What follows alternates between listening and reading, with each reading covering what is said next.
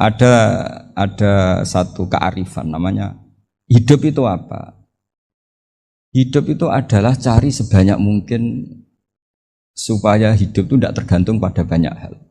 Jika misalnya cara berpikir orang-orang modern itu sebenarnya banyak orang-orang ilmuwan yang nggak ngagumi Amerika. Bukan karena angkuh ndak. Untuk mempertahankan kebesaran negara sebesar itu, kebutuhan listriknya besar, kebutuhan tentaranya besar, kebutuhan apa? Sementara negara kayak Venezuela atau Swiss kebutuhannya ada banyak. Pertanyaannya, yang tergantung dengan banyak hal sama yang tidak tergantung banyak hal, itu pinter mana? Kalau dibalik pertanyaannya gitu, negara-negara maju itu tidak keren kalau dibalik pertanyaannya. Orang yang untuk mempertahankan eksistensinya banyak, butuh banyak hal, dengan yang tidak butuh banyak hal, itu pinter mana?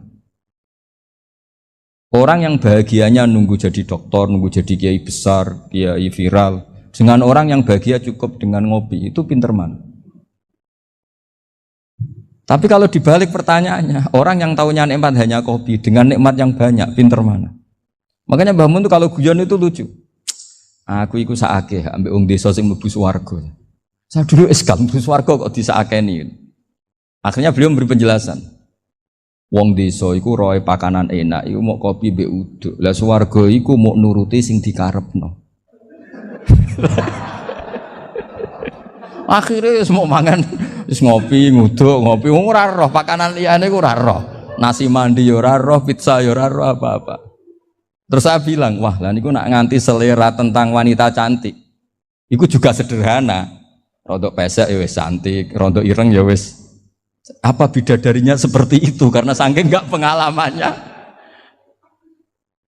Jadi surga itu kan nuruti apa yang diinginkan. Kira-kira keinginan orang kampung kalau di surga itu apa coba? Makanan apa coba? Ya, mana senangnya ketemel gemblong itu. Artinya malaikat lebih suka nangani surganya orang-orang kampung dibanding Pak Rektor. Ini sudah ribet ini. Makanan apa saja sudah harus dicoba. Terus kalau di mall tahu orang macam-macam, seleranya macam-macam pasti itu. Enak mana kalau sampai jadi malaikat pelayan surga? Suka ngelayani orang kampung apa yang orang kota? Orang kampung kan? Jadi ya itu guyon ya, guyon tapi itu menjadi pikiran kita bahwa orang yang banyak kebutuhan itu sebetulnya banyak kebodohannya karena menggantungkan kebahagiaannya dengan banyak hal. Makanya Imam Syafi'i ngendikan istighna itu apa? Al istighna anisya'i. Yang dikatakan kecukupan adalah berusaha sebanyak mungkin banyak hal tidak kamu butuhkan. Bukan memenuhi semua kebutuhan kamu karena nafsu kamu ini tidak ada batasnya gitu. Kalau kamu penuhin nggak akan selesai. Itu ada perempuan yang kurang cantik itu minta doa saya, Gus doain suami saya kaya, terus tak guyonin, terus nggak minta. Kalau suami kamu kaya, yang pertama dirubah itu apa? Rumah supaya rumah saya bagus. Kedua apa? Mobil supaya mobil saya bagus. Nanti yang dievaluasi itu kamu. Mobil bagus, Alphard, rumah mewah, istrinya kamu pasti itu dievaluasi. Langsung nggak usah sudah gini aja kan. Jadi pertama yang dievaluasi itu kaya itu coba kalau suami kaya itu yang dievaluasi pertama rumah ya, rumah ganti. Setelah itu apa? Mobil. Kira-kira berikutnya akhirnya sudah nggak jadi. Nabi Ibrahim itu pernah minta umur panjang, keren umur panjang. Sama Allah nggak dijawab. Datang orang tua gitu mertamu ke Nabi Ibrahim.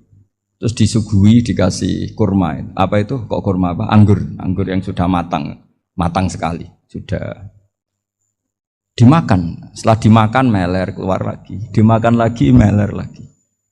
Terus Nabi Ibrahim masuk lagi ke kamar. Ya Allah, doanya tak cancel. Nanti kalau saya tua kayak itu. Jadi Allah itu nggak jawab langsung tapi ngirimkan itu. Akhirnya ya Allah nggak jadi. Nanti takut itu. Saya pernah ngalami jadi kiai tadi ada ibu-ibu ya nggak pati cantik lah. Suaminya tuh miskin sekali. Minta doa saya supaya kaya. Bareng tak kasih pertimbangan itu udah nggak usah nggak jadi. Jadi itu kearifan. Tapi kearifan ini harus kita tanamkan. Saya nggak bisa membayangkan Indonesia yang besar ini. Andai kan tidak ada qanaah. Nerimo ing pantum. Coba sekarang ada Covid. Andai kan Indonesia tuh kayak Prancis, Saya beberapa kali punya tamu orang yang hidup lama di Perancis, bahkan dapat istri orang Perancis. Itu dulu gak begitu mencintai Indonesia. Tapi setelah di Perancis 2 tahun, wah Indonesia hebat. Di Perancis itu kata dia kalau cerita, semua kebutuhan masyarakat itu dibebankan ke negara. Apa saja minta negara, apa saja nyoal negara. Sementara Indonesia, coba kalau Indonesia mengalami seperti ini kok tidak ada konaan, rimo ing pantum, bisa kios Indonesia. Orang miskin nyalahkan negara, kelaparan nyalahkan negara, apa saja. Tapi barokahnya dididik kiai, jogeman nyalahno wong liya. Urip pun romo ing pandum, diame. Sampai gak ngerti kalau Covid. Banyak tuh orang-orang kampung itu, orang lugu-lugu itu. Mbah niki saking Covid, salam ning Covid, muga-muga umure panjang. Dikira Covid itu nama orang yang ahli sosial itu. Mbah niki dana saking Covid. Matur nuwun sampekno salamku, muga-muga umur panjang. Bingung kan yang nganterin ini. Ini gimana yang mau menjelaskan? Memang nggak paham, ribet kan. Tapi saya pastikan bahwa dengan keadaan seperti ini kita bahagia, kita stabil, itu jelas barokahnya kalimat tadi, moto tadi atau pegangan hidup tadi. Makanya disebut al-ibarat qutun li'ailatil mustami'in, bahwa redaksi atau kata-kata atau pegangan atau filosofi hidup, apalah namanya itu adalah penyemangat.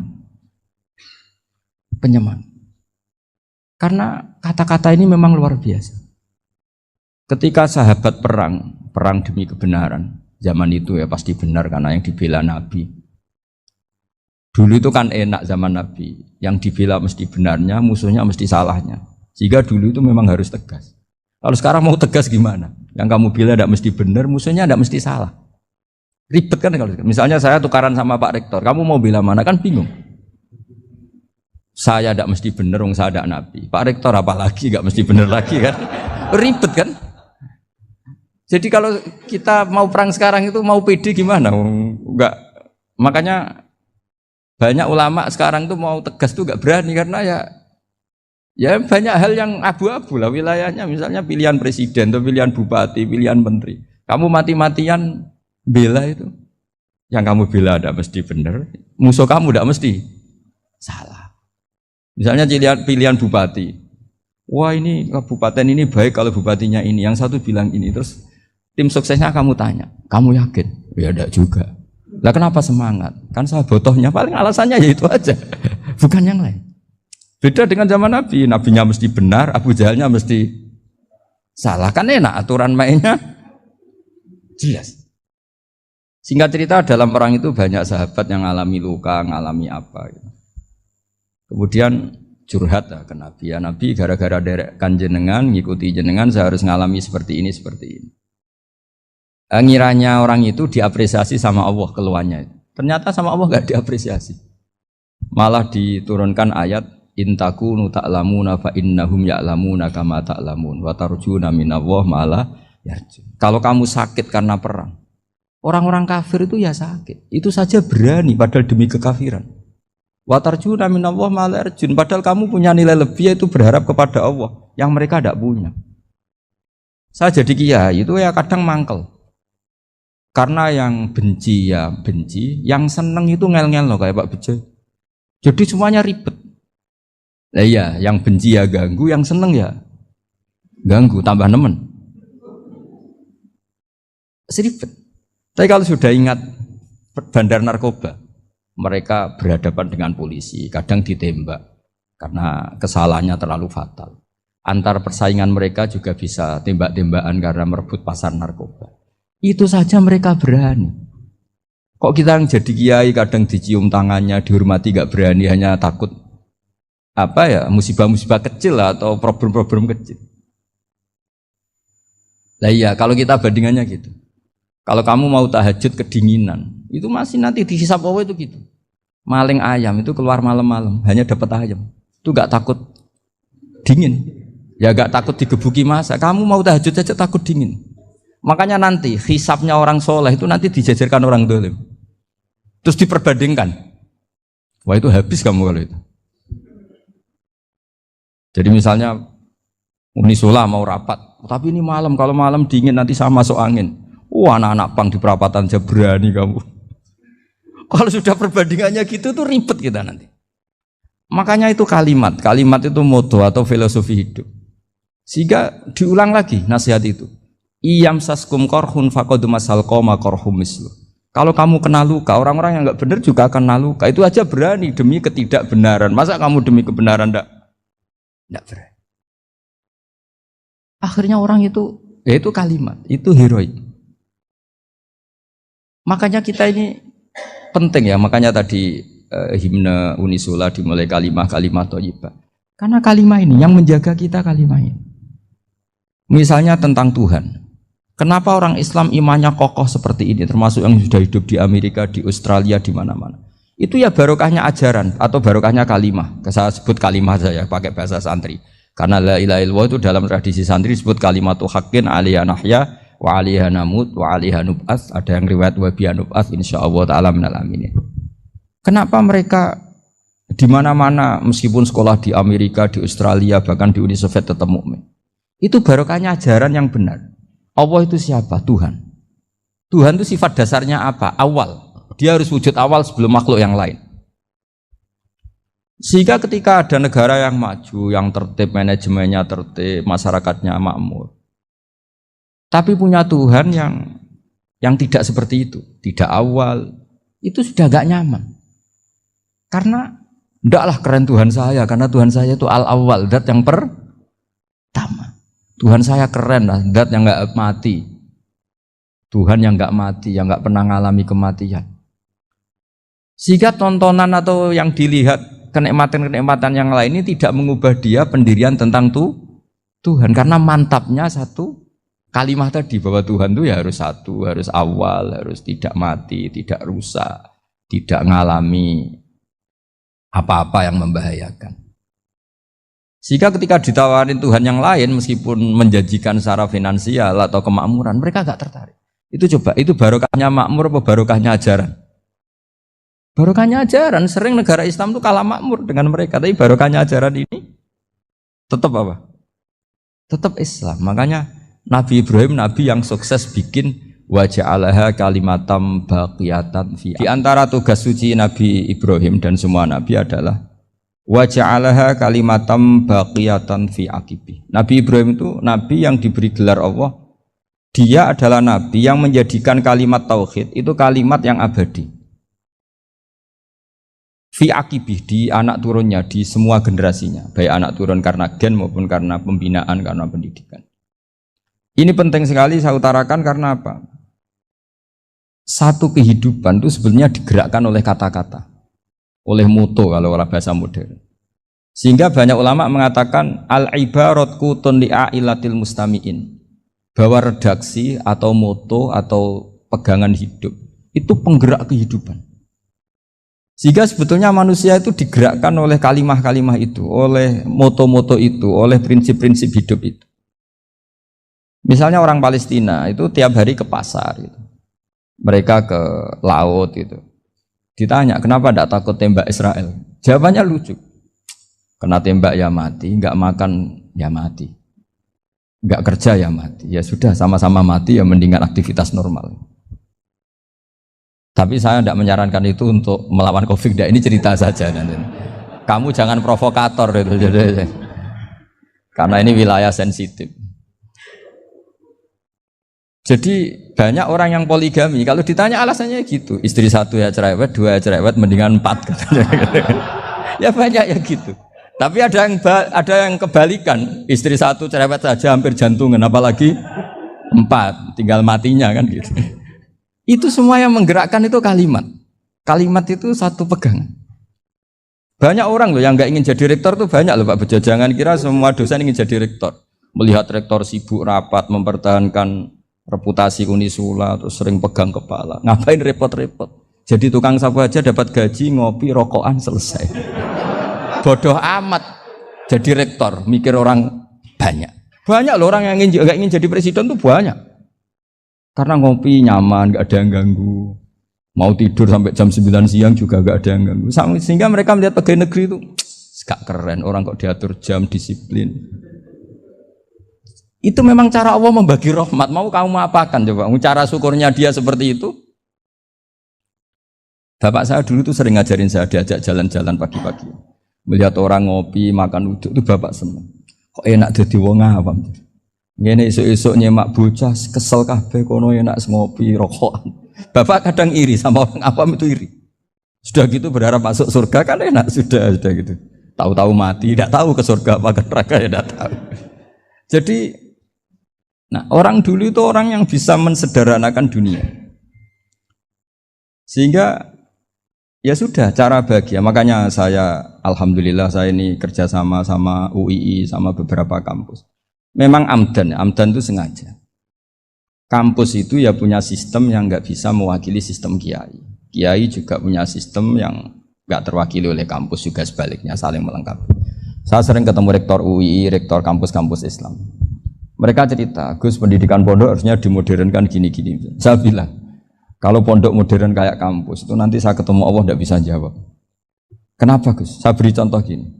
Kalau misalnya perempuan perawan lah atau apa saja, pokoknya perempuan, mau tanya tentang menstruasi atau haid.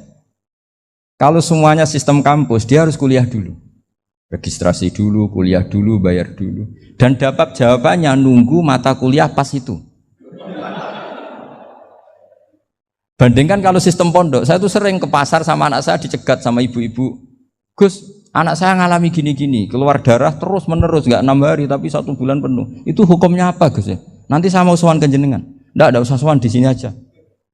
Ya sudah. Sebelum mengeluarkan darah yang rutin seperti itu biasanya haidnya berapa hari? 6 hari ya sudah ikut yang 6 hari, yang lainnya istighatsah. Ngoten tok Gus, ya udah ya. Begitu terus di masalah udhiyah. Ya coba kalau semuanya pakai sistem kampus, daftar dulu, bayar dulu. Jadi ini nggak ada jawabannya, nunggu mata kuliah itu. Baru dapat jawaban, itu biasa nggak sholat bertahun-tahun karena belum ada jawaban tentang itu.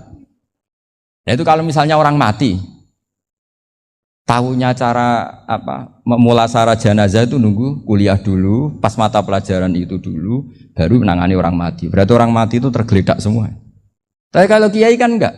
Kesini orang mati terbakar, kalau dimandiin malah badannya copot-copot, itu gimana hukumnya?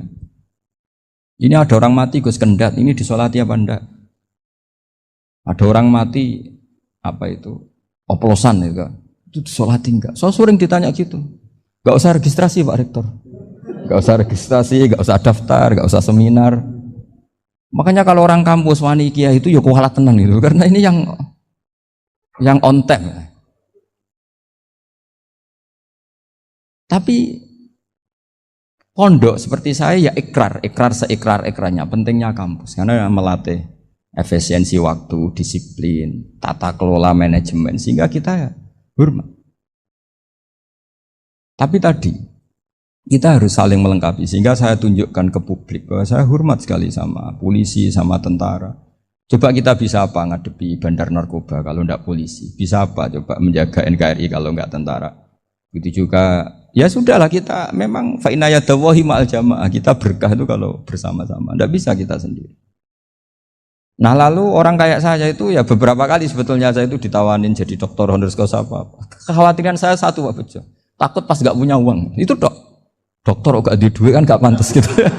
Jadi repot gitu, daripada beban lah sudah lah, gak usah dokter. Jadi kalau gak punya uang ya pantas, terus kalau ngebis ya pantas.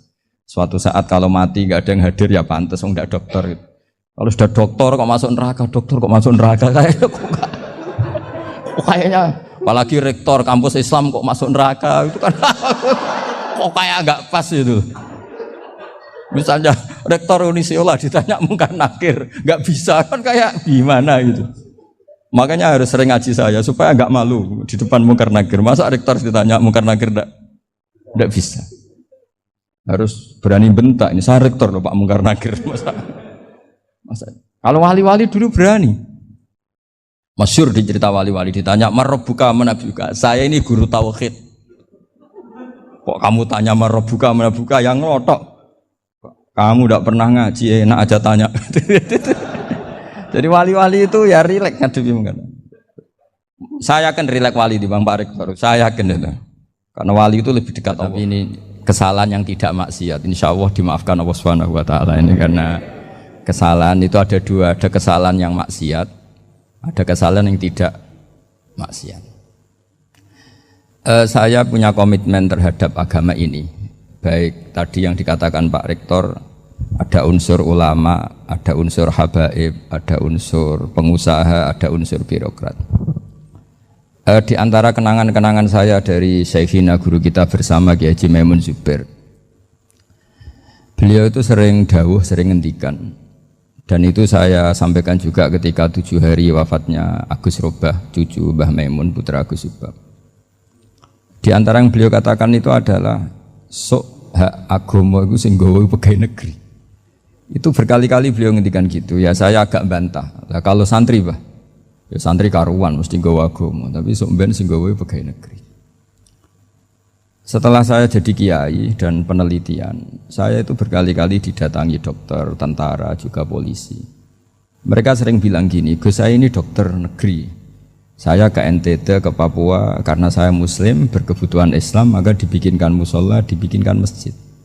Kalau kiai tidak bisa, bikin sendiri urunan mau narik siapa, mau narik tarikan di jalan yang mau nyumbang siapa. Tapi kalau kebutuhan negara karena tugas negara, ya difasilitasi negara dan tidak dianggap misionaris karena negara. Begitu juga di beberapa negara yang non muslim kayak di Argentina, di Venezuela, itu ada masjid, ada kajian Islam ya karena duta besar. Dan itu aparat negara. Disinilah kearifan para ulama berkoalisi dengan umarok dengan makna yang positif bahwa agama ini harus ditopang umarok, sistem negara. Tentu di situ ada tentara, ada polisi, ada macam-macam. Kita sebagai kiai juga enggak berdaya di depan para bandar narkoba apa-apa kalau enggak ada BNN. Kita mau apa dengan korupsi kalau enggak ada KPK. Sehingga kearifan para guru-guru kita, mulai Mbah Maimun, bapak saya sendiri, NU, Muhammadiyah, semua ormas-ormas Islam itu pasti maulah kerjasama. Karena kita siapa kalau enggak kerjasama? Dan di antara pesan Rasulullah SAW adalah yaduwahi ma'al jamaah. Jadi apa ya, kebersamaan itu sudah berkah. Fa inna yadawahi ma'al jamaah. Jadi berkah. Lalu kenapa saya kalau ngaji bawa kitab? Ini agak sebetulnya itu lazim. Lazim itu suatu yang harus. Tapi karena kelamaan mubaligh itu tidak pakai kitab. Seakan-akan bawa kitab itu yang aneh. Sebenarnya aneh mereka. Karena begini logika simpelnya ya. Umat Nabi ini berhak dapat apa coba? Berhak dapat warisan yang paling luhur, paling hebat, paling jernih. Apa itu Quran dan hadis? Pertanyaannya, siapa yang paling punya hak otoritatif untuk menerangkan Quran hadis? Ulama. Ulama yang mana? Ya yang kapabel, yang sudah diakui dunia kayak Imam Ghazali, Imam Bukhari, Imam Syafi'i. Artinya kalau kita tidak pakai materi itu ulama mendapat pikiran kita, bukan mendapat pikiran mereka. Saya ulang lagi, kalau kita tidak pakai materi yang otentik, yang orisinil, ulama umat ini mendapat pikiran